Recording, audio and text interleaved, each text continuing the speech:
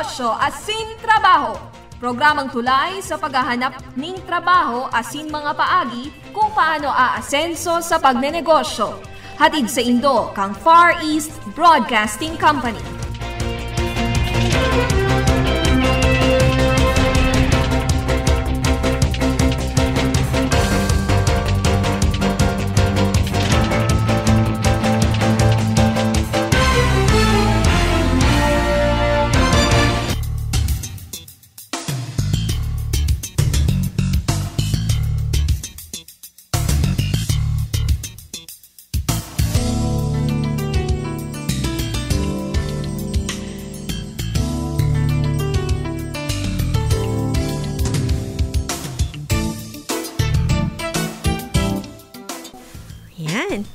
Magandang umaga sa ating lahat. It's a beautiful and blessed Friday morning sa ating mga tagapakinig at taga-subaybay sa ating himpilan sa Care 104.3 The Way FM.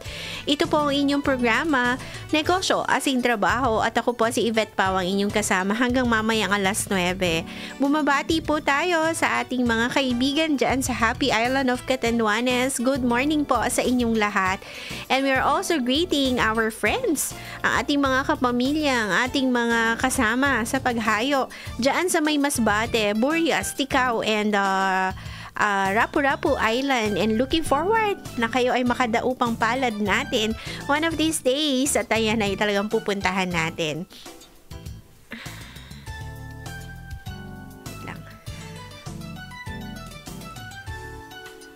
At syempre pa, binabati din natin ang ating mga kaibigan sa 1st, 2nd, and 3rd District of Albay, and even our friends from Sorsogon and Naga. Oo, nabalitaan ko, sabi ni Kuya Danny, kapag siya ay nag-iikot, nako, siya po ay naririnig niya pa tayo dun sa bandang Ragay. Kaya nako, looking forward po na tayo ay magkaroon ng kamustahan dyan sa ating mga kaibigan na patuloy na sumusubaybay at nakikinig sa atin, at abot na abot pa tayo, at hindi lamang po sa buong Bicolandia, kung hindi tayo din ay naririnig sa Romblon and sa northern part of Leyte.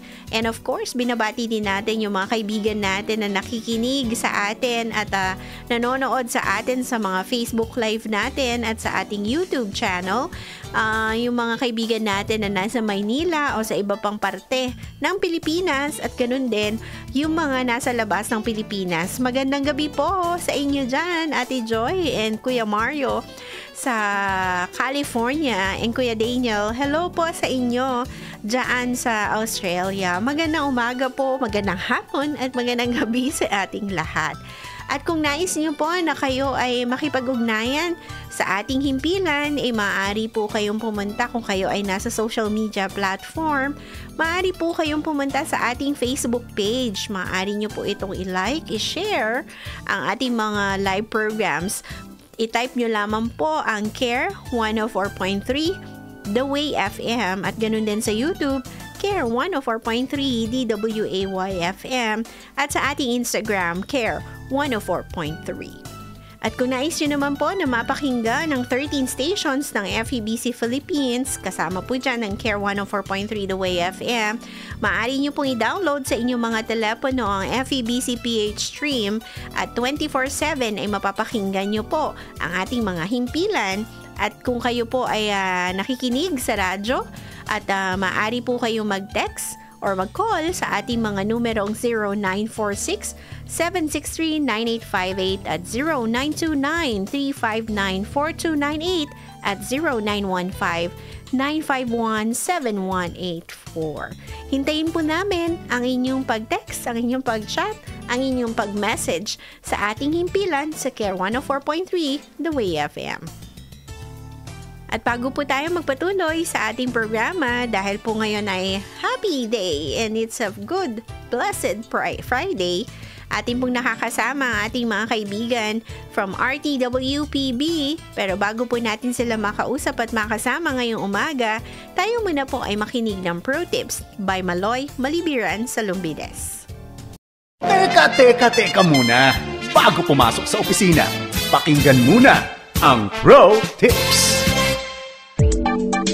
Gaanong karaming oras ang nasasayang mo kahahanap ng iyong mga gamit? Palagi mo bang nami-misplace ang iyong susi, salamin o kaya ay resibong kailangan mong ibigay sa kumpanya? To help you save on time and energy, looking for misplaced stuff, get organized. Ang pagiging organisado at masinop ay malaking tulong para hindi ka ma-stress at magamit mo sa productive na paraan ang iyong oras. Magandang araw, ako si Maloy Malibiran sa Lumbides para sa Pro Tips, partner mo sa inspiradong trabaho at negosyong umaasenso. Paano mo nga ba sisimulan ang pagiging organisado, lalo na kung hindi mo ito nakasanayan? Una, start organizing your bag and your desk. Simulan mo sa maliit na pag-aayos. Make it a daily habit to declutter your bag and your table at the end of every workday. Tiyak na tatama rin ka kasi kapag marami ng kalat at gulo na kailangan mong linisin at ayusin. Kaya ang susi sa pagiging organisado, huwag kang mag-ipon ng kalat at basura. Hanggat maaari, let go of unnecessary stuff gaya ng mga flyers at junk mail na natatanggap mo. Mga resibo na hindi mo na kailangan. Huwag mo itong ipagpaliban dahil kapag tumambak na ang mga kailangan mong isort at i-file na mga papeles, baka ma-stress ka lamang. Pangalawa, avoid accumulating stuff when you have very limited space. Minsan, ang dahilan ng pagiging magulo o disorganized ng work area natin ay talagang marami tayong abubot na wala nang mapaglagyan. Iwasang mag-acquire ng napakaraming gamit nang wala ka namang sapat na lugar para sa mga ito. Hindi dapat bumili ng kotse kung wala ka namang garahe. Bili ka ng bili ng damit, wala ka namang espasyo sa iyong cabinet. Saan mo na isisiksik ang iyong mga gamit? When you have very little space for storage, get rid of some stuff before buying new ones. Maglaan ka ng espasyo para sa mga bagong bagay na bibilhin mo. Pangatlo, think of the benefits of being organized. Maraming benepisyo ang pagiging organisado. Magaan sa mata at sa iyong pakiramdam kapag maayos ang lugar na pagtatrabahuhan mo. You become more efficient in what you do dahil nasa lugar ang lahat ng iyong kailangan. At saka isipin mo to, kahit wala ka pa sa opisina, kapag ang mga gamit ay nasa tamang lugar at lagayan, hindi mahihirapang maghanap ang mga katrabaho mo. Maging masinop at maayos. Kahit nga sa Bible ay pinaalalahanan tayo ng kahalagahan ng kaayusan. Ang sabi sa 1 Corinthians chapter 14 verse 40, "But all things should be done decently and in order." Malaki ang benepisyo ng pagiging organisado sa iyong buhay at trabaho. Para sa Pro Tips, ako si Maloy Malibiran sa Lumbides. Be a blessing in the workplace today.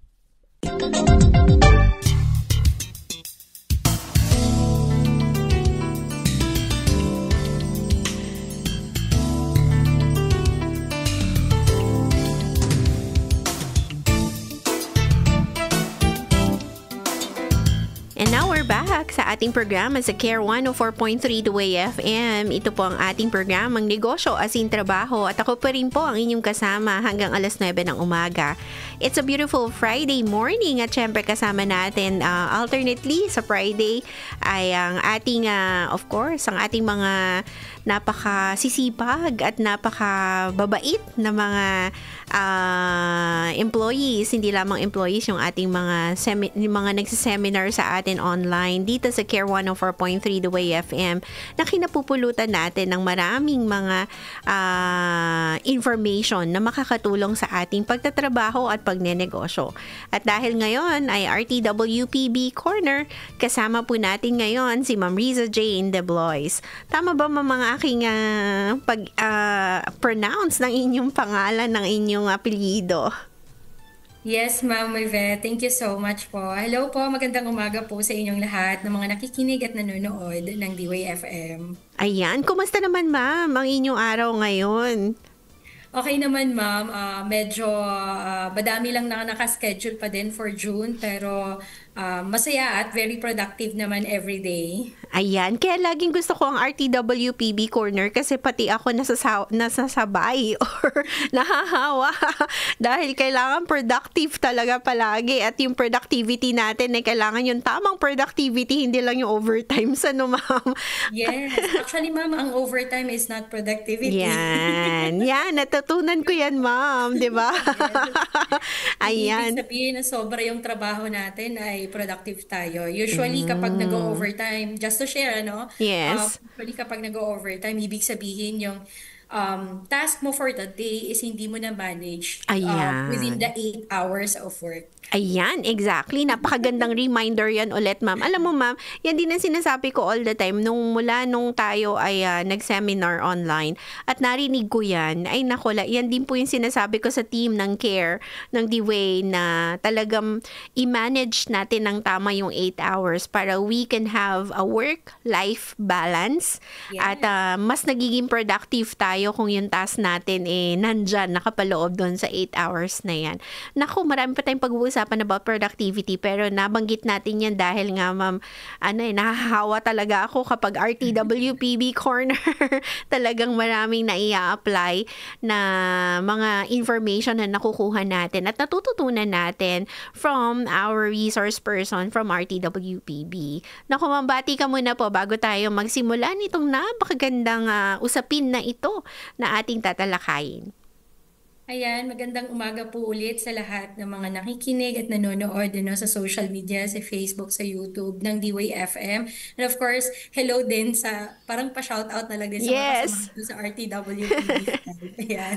Ayan, oo. At hopefully, ma'am, isang araw naman, pag hindi masyadong busy, dito tayo sa ating bagong-bagong studio, mag-live program. Yes. Punta po kayo Parang dito. gusto ko din mag-busy talaga dyan, ma'am. Ay, sige, ma'am. Opo, sa susunod, ma'am, tayo may live program at dito po sa studio tayo at gusto din po namin talaga kayong makasama dito sa ating bagong studio. Nako, sige, ma'am, antabayan na namin yan at antayin namin kung kailan yan mangyayari. Pero for now, dito muna tayo sa Zoom dahil nga po ang ating pag-uusapan today is better mental health. Part 2 dahil ito ay napag-usapan nyo I think 2 weeks ago ni Ate Mel nung ako ay nakabakasyon napag-usapan nyo yung part 1 at nakikinig ako, mama, ang ganda-ganda. Opo, at ngayon naman tayo ay privileged na mapag-usapan ulit yung better mental health at ito po ay ang part 2. Kaya, Ma'am Riza, simulan na po natin ang ating radio seminar. Ayan. So again, magdi-disclaimer lang po ako ulit that this is ang aim po namin dito ay mag-spread lamang ng awareness about mental health and advocating for good practices in the workplace. So hindi po ito designed na mag-substitute as a diagnostic tool or a substitute doon sa mga professional medical advices, diagnosis or treatment. Ayan. So dito sa ating module, recap ko lang yung napag-usapan natin last time that mental health po is a mental well-being that enables people to cope with the stresses of life, realize their abilities, learn and work well, and contribute to their community. So, let me remind din ulit na ang mental health po kapag sinabi kasi natin, hindi po ibig sabihin ito is yung diagnosis na may sakit ka na sa isip, ganyan. Yes. Pero ang mental health kasi, any condition po ito na pwedeng nakaka-apekto sa isip natin na possible na distress tayo or may impairment doon sa pag-function natin. Yung usual na function natin, yung natural na pag-function ng buong katawan natin. And then, yung risk of self-harm. So, kasama yon, hindi lang yon yung talagang totally, hindi ka na okay. Kasi pag sinabi kasi mental health, minsan negative yung connotation agad na baka sira yung ulo ng tao. Oo, diba? So, hindi naman po. Mental health is sometimes dahil lang sa stresses, anxious ka lang, very anxious ka lang, yan. Kasama po yun, mental It health na is really, pag-uusapan natin. it is really sad, ma'am, pag sinabi nating mental health ang pag-uusapan or kapag may mental health issue na sinasabi, even in our workplaces, napag-iisipan na tuloy na ay may may diferensya yung isip niya, Kasi, mga ganyan. yes. Wherein, everyone sa atin, hindi lang sa workplace, kahit saan tayo, because of the stress that we are encountering, the challenges, pwedeng magkaroon tayo nitong mental health issues, di ba po? Yes, yes. Kaya, Tama po, Ma'am Yvette. kaya maganda din talaga, ma'am, na ito ay mapag-usapan para naman maalalayan natin ang workforce at ang mga negosyante para magkaroon ng better mental health. Kaya, sige ma'am, let's continue. Okay, and then recap ko din na ang mga determinants of mental health, we have 4, which is social, we have geopolitical, economic, and environmental. So, hindi lang ito tungkol sa workplace, kundi sa everyday na nangyayari sa buhay natin. Yung mga, kumbaga, status natin sa buhay, kasama yan, yung stresses natin sa work, yung stress natin sa bahay, ayan po lahat yan. Pati nga po yung mga global na nangyayari like war, yes, like health issues like pandemic, example na po natin, no? So yan po ay nakakaapekto sa ating mental health. So lahat po yan ay determinants ng ating mental health. So with that po, we'll know kung ano ang mga indicators talaga ng taong may maayos or may good mental health. So, first, generally positive mood sila. Yan. So, you can see them very happy. Hindi naman sobrang happy, no? Baka kasi minsan pag sobra na, sasabihin ay, may diferensya dito sa isip, no? Na parang hindi nasa lugar yung pagiging sobrang happy. But you can see, parang nagbabrighten ang lugar kapag nakikita mo na nakangiti siya, ganyan. So, generally, positive mood ang mga may good mental health. May strong self-esteem and self-worth. So, alam natin, na yung may confidence tayong humarap sa maraming tao. Yes. And alam natin yung worth natin. Yan. Then, they are adaptable to changes and challenges. Any changes, any challenges, kaya niyang lagpasan with a positive outlook. Yan. Oo. Kahit na may mga challenges, ma'am, positive pa rin yung kanyang outlook. Yes. Yes. Kumbaga yung kapag may mga bagong binibigay sa kanya, like for example sa work, may bagong binibigay na trabaho, hindi agad nagrereklamo. Usually kapag may bagong trabaho, hindi naman tatanggapin mo agad. It's like mas maganda sana kung magtatanong ka muna. Yes. You explore muna the advantages and disadvantages of these changes and challenges para makapag-adapt ka. But usually kasi may iba na talagang una pa lang iniisip na, dadagdagan na naman ako ng trabaho. Yan. Very negative agad yung Pero hindi nila nakikita ano ba yung positive side naman ng pag-accept mo ng challenge o kaya ng changes na yon, no? Na yan. So next is able to say no to harmful situations. So if you see na hindi ka magiging safe or mapapahamak, hindi ka okay sa sitwasyon na yon, you say no. Yan yung may mga good mental health kasi naiisip nila agad na hindi magiging okay to, hindi magiging safe para sa akin. Yes. So, I will say no. Ayan. And then, lastly is copes with stress using healthy mechanism. So, hindi natin maiiwasan na kahit saan tayo, di ba may stresses talaga sa buhay. Ultimo nga yung sumakay tayo ng jeep, tapos malilate na tayo. Naku, stress yan, ma'am. Tapos biglang naggasolina pa si driver. And most of the time, ganun yung nangyayari, di ba? Kailan nagmamadali, saka di ba? Ganyan yun. Or may ipiprint ka, may deadline ka, ganyan, nagmamadali ka mag-print. Yung printer parang nararamdaman yung stress mo eh. Yan. So, nakikisabay. Sumasabay ka. Ayan. So, yung mga stresses kasi na yan, usually, nasa tao din, kung paano niya. Kung kapag may good mental health sila, they easily cope up. So, kahit nakaka-stress, kalmado pa rin sila. Yes. Iisip pa rin, kaya parang, andun pa rin sa isip nila na, okay, pag na-stress ako, papangit ako pagpasok ko, ganyan, di ba? Yes, so, hayaan na lang natin. Kung malilate ako, siguro dapat, di ba? Agahan ko, Agahan ko, ganyan. Yun yung magandang, yung positive way of coping with stresses sa araw-araw. Even nga ma'am, pag bago ka pumasok, may stress na kasi yung susuotin mo or Yes, baka may ma'am. hindi ka na-prepare ng mga gamit tapos nagmamadali ka. Yan, stress na agad, Yes. di ba? Mm-mm. Yes, ma'am. Lahat yan talaga nakaka-contribute po talaga sa ating mental health. Kasi Yes. minsan, di ba ma'am, ito siguro kapag may downtime ka, yung pakiramdam na medyo hindi ka talaga okay, Okay. Mm-mm. you feeling under the weather ka, ganyan. So, Yes. yung ano mo naman is parang yung whole day mo na apektuhan po talaga. Kahit tinatry mo naman. Pero kasi kapag mga good ang mental health, Mm-mm. kahit dumadaan sila sa ganito, alam nila kung paano nila I-handle. i-handle yung mga ganitong klase ng stresses sa buhay. Mm-mm. Tsaka hindi rin po naiiwasan. Sabi, di ba po, kapag may mga personal problems tayo, dapat labas ito sa ating trabaho. Yes. Mm-mm. Pero hindi po ito totoo, no? Dahil tao lang po tayo. So Yes. usually, we are affected pa din, ano? Mm-mm. Pero yung nabanggit ko din nga last time for part 1 nung ng Better Mental Health, na usually kasi very big help yung mga tao at mga bagay sa paligid Mm. mo. Ayun, ano yan ma'am, 'di ba, no? Kung paano yung mood mo mababago or paano ka Yes. makikisalamuha. It really depends dun sa environment na meron ka. Yes. Kaya very big help po talaga na kung halimbawa meron kang personal problems sa labas ng Yes.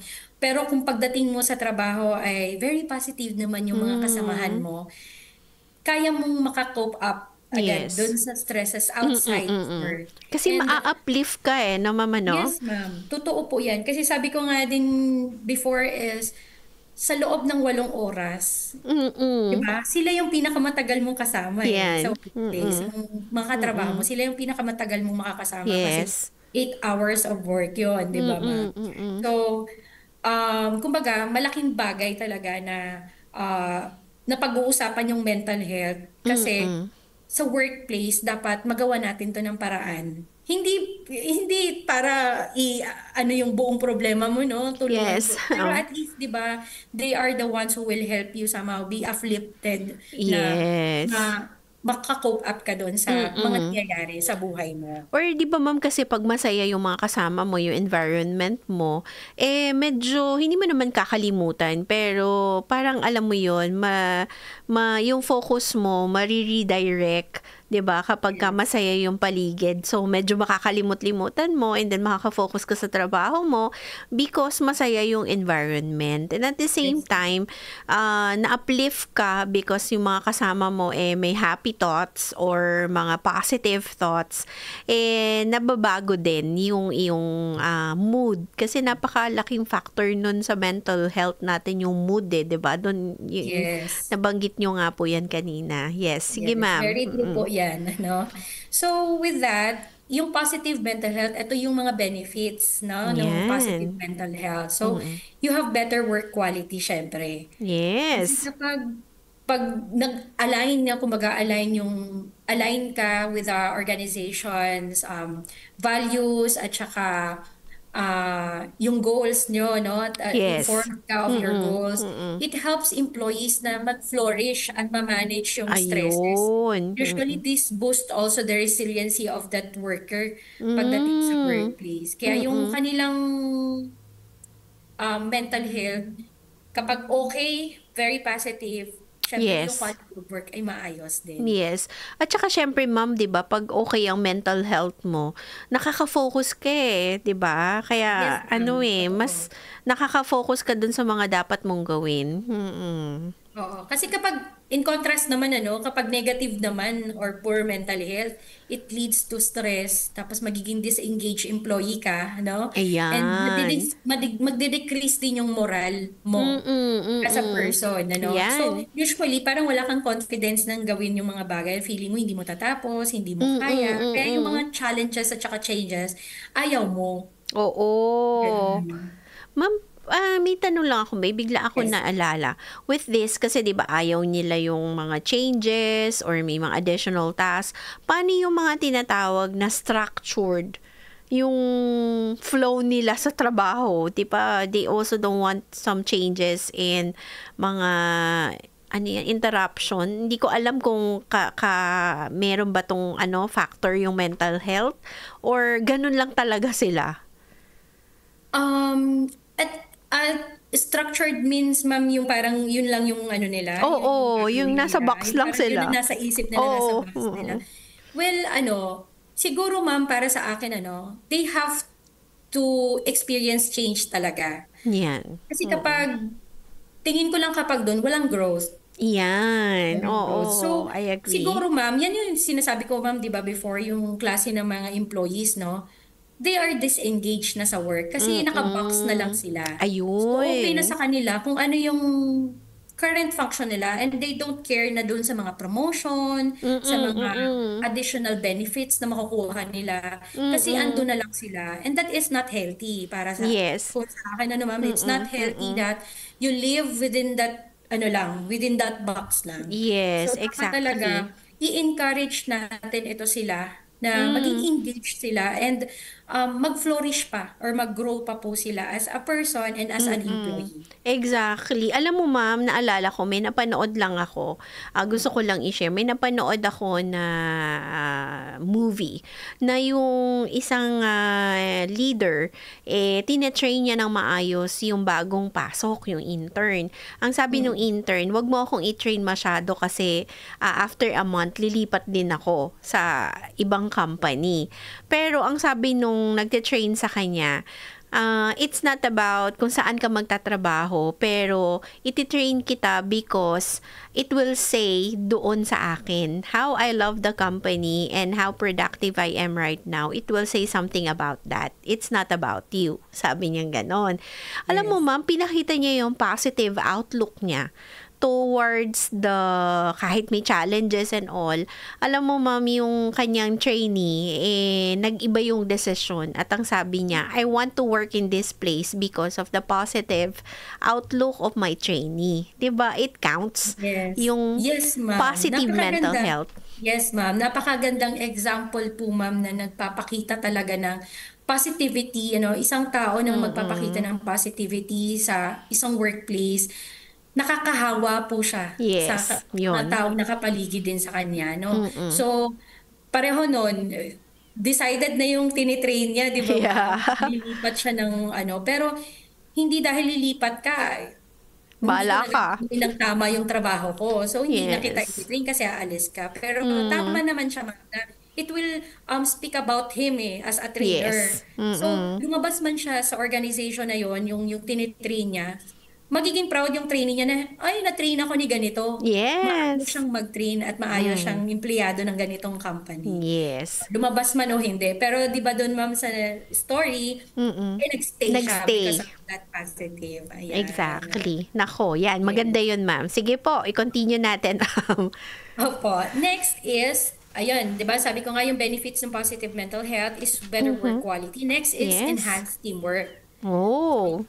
Dito natin makikita, ma'am, na sa isang organization, kapag positive ang mga kasama mo, ikaw kasi sabi ko nga, di ba, ma'am, hindi lahat ng oras is okay tayo as a Yes. worker. So, possible na affected tayo ng mga outside forces, ang mga issues sa buhay natin. Pero kung positive kasi ang nasa workplace ng mga kasama mo, they are the ones who will lift you up. No? Yes.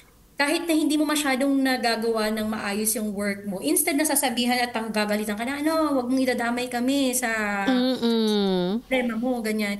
Hayaan mo, sige, ikaw yung hindi makakatapos ng trabaho, kasalanan mo yan. So, Yes. pag kami nadamay, ikaw ang tuturo namin, ganyan. Pero yung pagiging positive ng team is, sasabihin nila, okay, may problema, sige, tulungan natin. Wag Ganon. natin Teamwork. Yes. So instead na ida-down mo pa yung tao, you have to help him up. Na Yes. i-encourage mo na kailangan natin matapos ito, kailangan natin ayusin yung ating trabaho, tutulungan ka namin. Kasi kapag may assurance from the team that everybody is working, everybody will help, nakaka-boost po yun ng ating moral Yes, din as a yes. team member. Exactly. So, the next time, kapag okay ka na, the next time, you will work harder.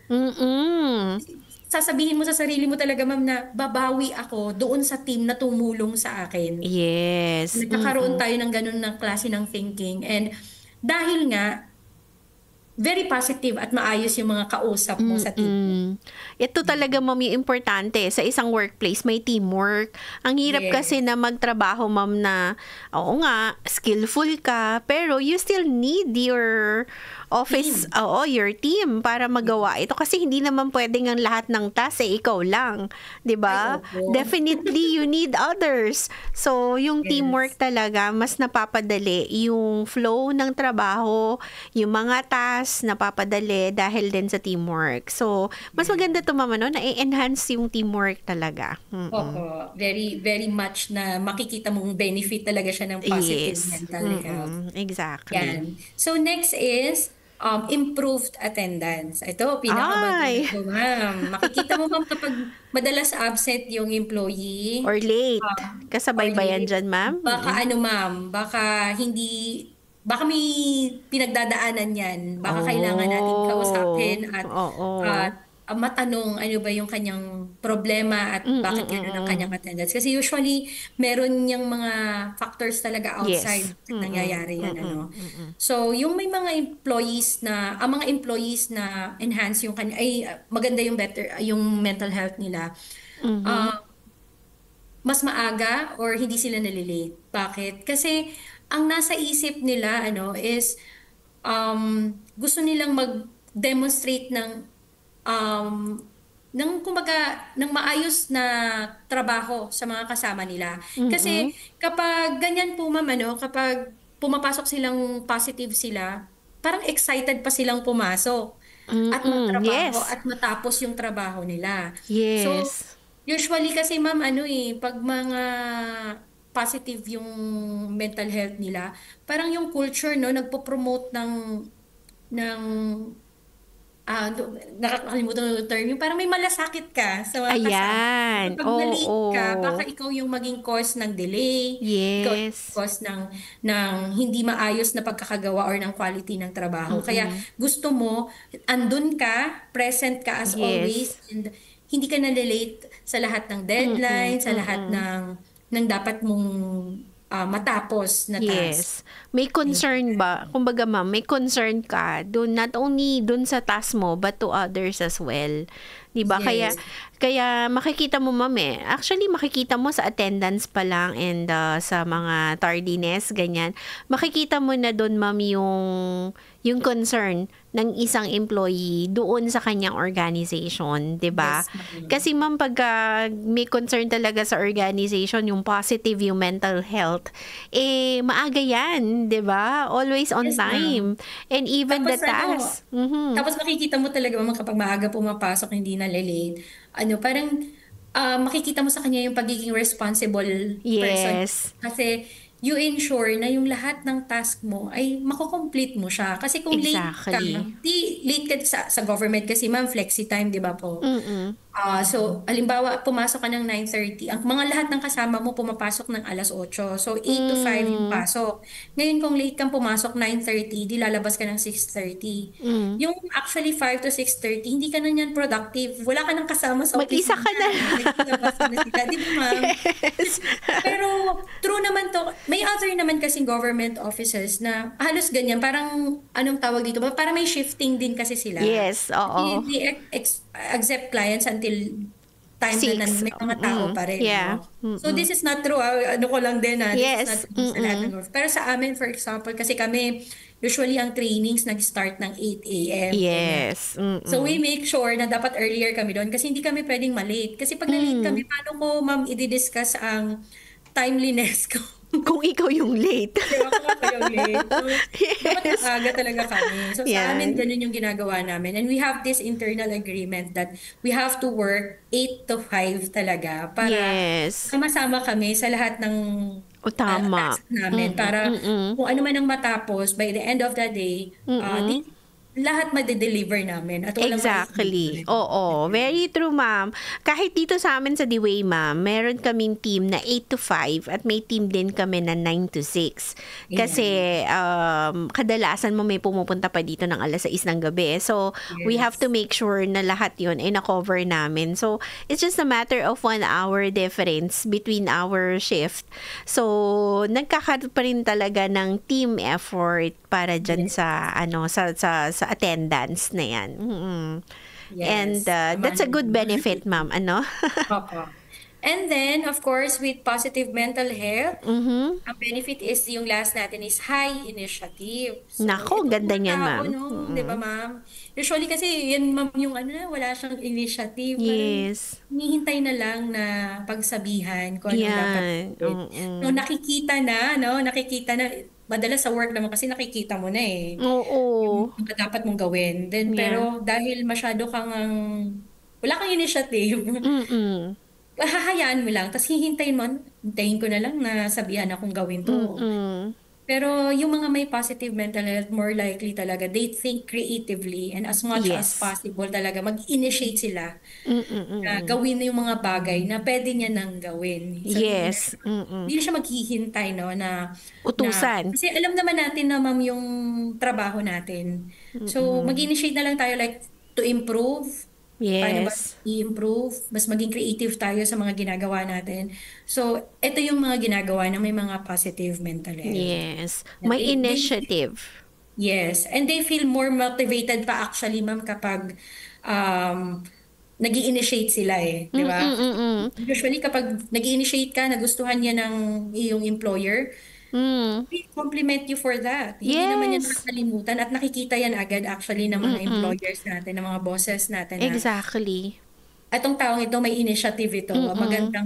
Very positive, kasi ito, ma'am, characteristic ng isang very productive na person.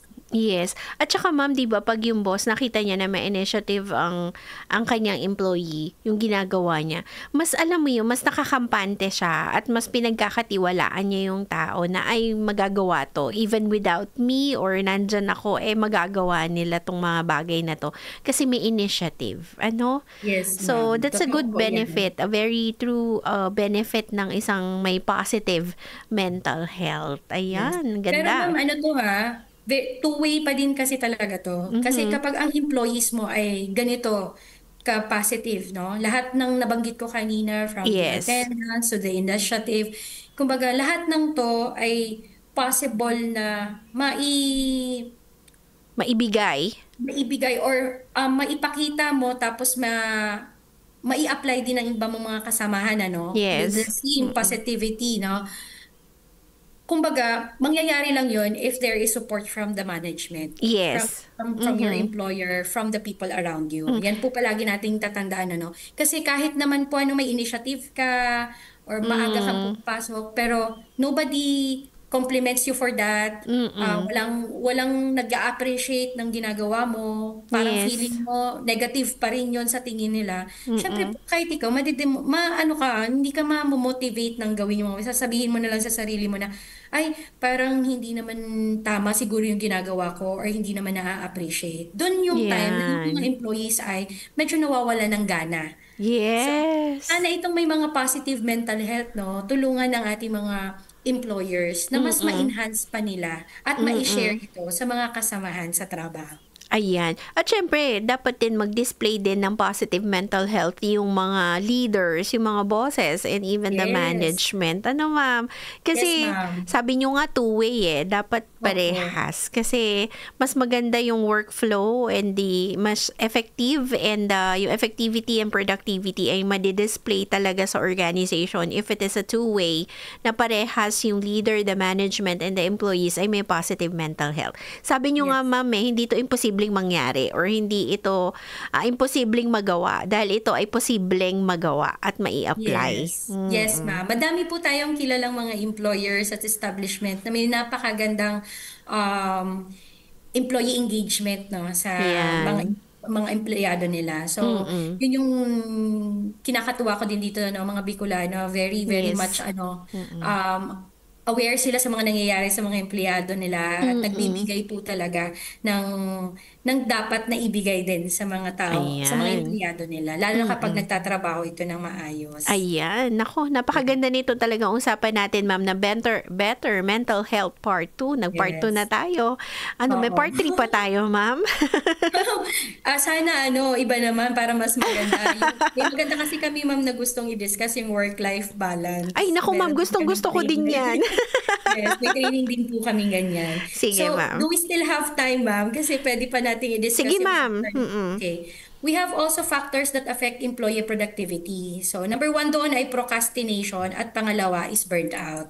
So, sa procrastination naman, positive mental health in the workplace requires addressing how mental health directly influences productivity. Ang common challenges kasi nito is yung pagiging procrastinate na ng ating mga employees or nababurnt out sila. So Yan. kapag nangyari ito, significantly impacting employee, this significantly impact the efficiency, motivation, and overall performance of the employee. So very important na maintindihan natin itong mga barriers na ito para alam natin kung paano natin gagawin, So, tips to avoid procrastination or to overcome this, it doesn't happen overnight, So, Yes. paulit-ulit, So, let's eliminate, number 1, eliminate distraction. Yun. So, dapat siguro natin na i-silent yung phone. Hindi ka naman siguro yung taong palaging, hindi ka naman call center agent, Na may kailangan Hindi naman sagutin. kailangan palagi yung Oo. phone sa trabaho. Yes. Siguro i-silent natin yung phone. Close unnecessary tabs sa computer. Naku, Baka kasi may mauubos. tab ng Facebook, may tab ng Instagram, may tab ng Yan. TikTok. Oo. So, alisin din yon and ensure workplace is tidy and well lit. Kasi nakakaganda din, ma'am, ng pakiramdam na maayos na yung ventilation, yung ilaw, Yes. lighting. Kasi kung madilim, baka ang pakiramdam ay matutulog. Yes, oo, di ba? Or kapag mainit naman yung lugar, syempre ang tendency niya ay lumabas or hindi siya magtrabaho ng maayos. Uncomfortable yung surroundings. Yes. Number 2, encourage our employees to set goals na they can reach. Yes. Kasi usually, meron naman tayong ibang employers na magbigay ng goals mo, sasabihan ka, ito yung accomplishment mo dapat, ito yung target mo. Mga imposible. Like, masyadong Mahirap. mataas. Lalo na kapag mga baguhan, kailangan, Yes. parang, siguro we have to divide it very well naman sa ating mga employees, para hindi Yan. na-overcome sa task ang ating mga employees. And then, reward yourself. You monitor your accomplishment, and if you meet your targets, i-reward mo ang sarili Yes. mo, or i-reward ka sana ng iyong employer. Yes. Maiwasan yun. Very important yan. Like for example, kung sa sarili natin, nakita naman natin na na-meet natin yung targets natin, di syempre congratulate mo yung sarili mo at nagawa mo yun. Yes. Di ba? And then you can treat yourself like, parang deserve ko ang isang Bar ng chocolate. yan, or isang galon ng ice cream. Ay, grabe na yun, mama.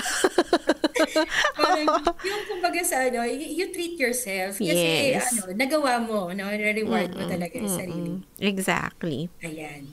For burnout naman meron din, It happens naman usually sa atin. Maybe emotionally, physically, pati mentally, kasi ang dami. Ang isip talaga natin na Yes. pupunta palagi ng kahit ano. We are, kumbaga, we feel exhausted. Kahit minsan nakaupo ka maghapon, pero exhausted ka. Kasi ang dami mo din iniisip. Madami kang problema iniisip. So, ang mga symptoms naman ng burnout is sleeplessness. So, usually, hindi ka nakakatulog. Yeah. Or fatigue, mahina yung katawan mo.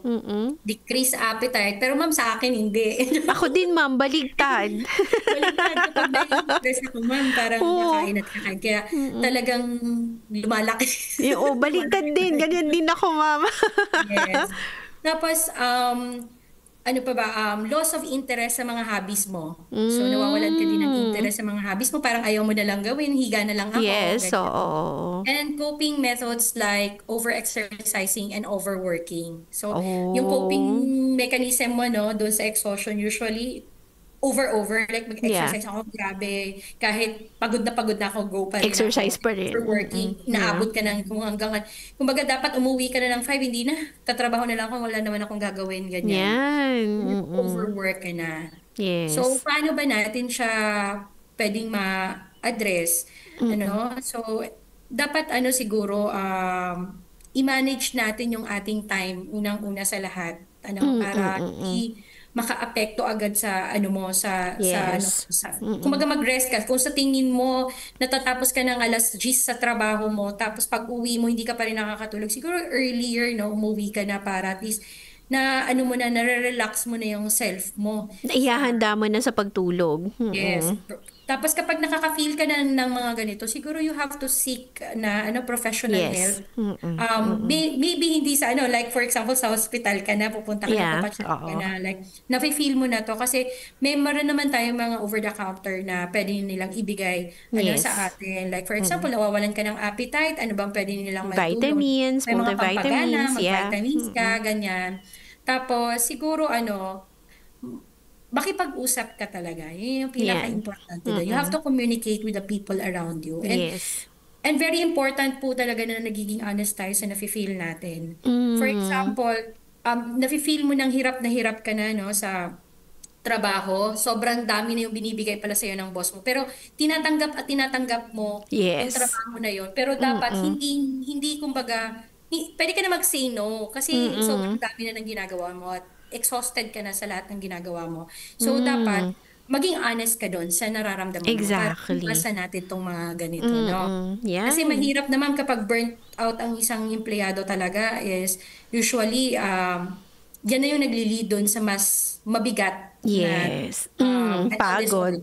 Yeah, exactly, ma'am. Naku, napakaganda nitong ating mga pinag-usapan, ma'am. Pero sa tingin ko, sobra na tayo sa oras.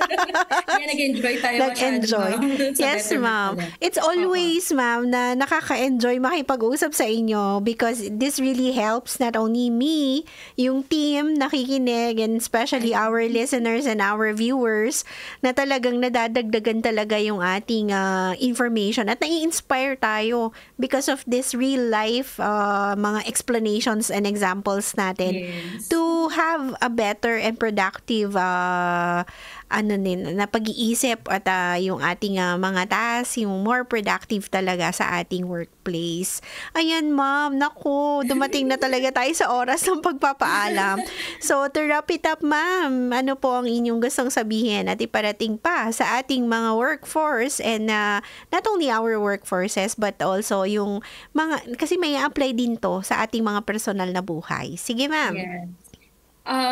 Ito lang, stay healthy and positive lang. Alam ko hindi ganun kadali na sabihin or gawin ang mga bagay na ito. But we always have the people around us is very important. So we have to seek help from them and communicate with them. Well, whatever man po ang nararamdaman natin. Happy man tayo o hindi, we need help from other people po. Lalo na sa mga mahal natin sa buhay. Ayan. And of course, don't forget to ask God for help. Ayan. Mag-pray. Yes. Very helpful po yan. Yes, very well said, Ma'am Riza. And thank you so much sa ating napag-usapan ngayon ng Better Mental Health Part 2.